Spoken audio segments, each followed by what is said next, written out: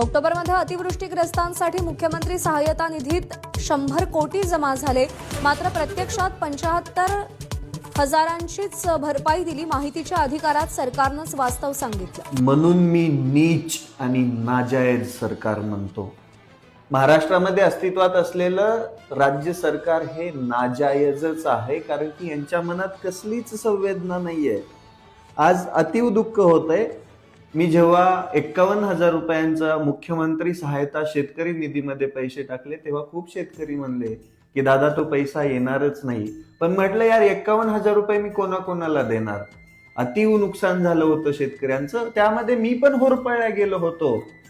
पण शेतकऱ्यांप्रती असलेली बांधिलकी फेडण्यासाठी केलेलं कर्तव्य अजून पण त्या सहायता निधीमध्येच पडू नये. म्हणजे किती नीचपणा आहे, किती अनास्था आहे आणि शेतकऱ्यांच्या प्रती किती असंवेदनशीलता आहे हे सिद्ध होत आहे.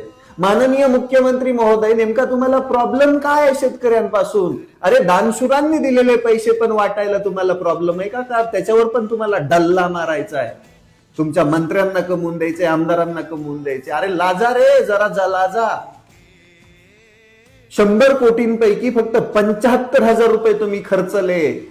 बाकी 100 कोटींचं नेमकं करायचंय काय तुम्हाला? बरं, तुमच्या बापाचा बी पैसा नाही येतो. ज्यांना दान द्यायचं होतं त्यांनी त्या दानपेटीमध्ये टाकलेला पैसा आहे, तो पण तुम्हाला देऊ वाटाना का शेतकऱ्यांना?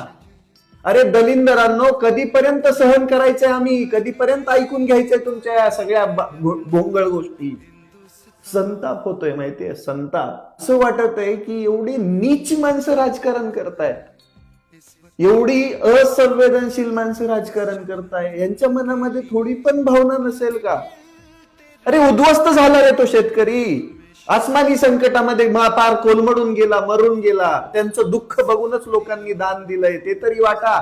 तुमच्याकडून तर कोणती अपेक्षा नाहीच आहे.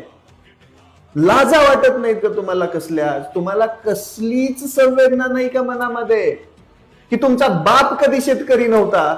अरे भिकार चोटांनो, सुधरा रे, सुधरा. ज्या दिवशी हा शेतकरी सुधरेल, या शेतकरी 100% हातामध्ये रुग्ण घेईल ना, पळता भोई थोडी होईल रे. तुमच्या बापाचे पैसे नाही येत ना, त्या सरकारच्या तिजोरी मधले बापाचे, तुमच्या ना दान दिलेले पैसे बापाचे. संताप होतोय माहितीये. त्यावेळेस केलेलं मदत कार्य आठवतंय. त्या मदत कार्याच्या पलीकडे प्रत्येक शेतकऱ्यापर्यंत पोहोचण्यासाठी छोटासा प्रयत्न केला होता. तो पण जर त्या सरकारी तिजोरीमध्ये पडून असेल तर काय बोलावं आता? माननीय मुख्यमंत्री देवेंद्र फडणवीस साहेब, तुम्ही लय तुर्रम खान आहेत, पण जरा स्वतःच्या मनामध्ये भावना टाका.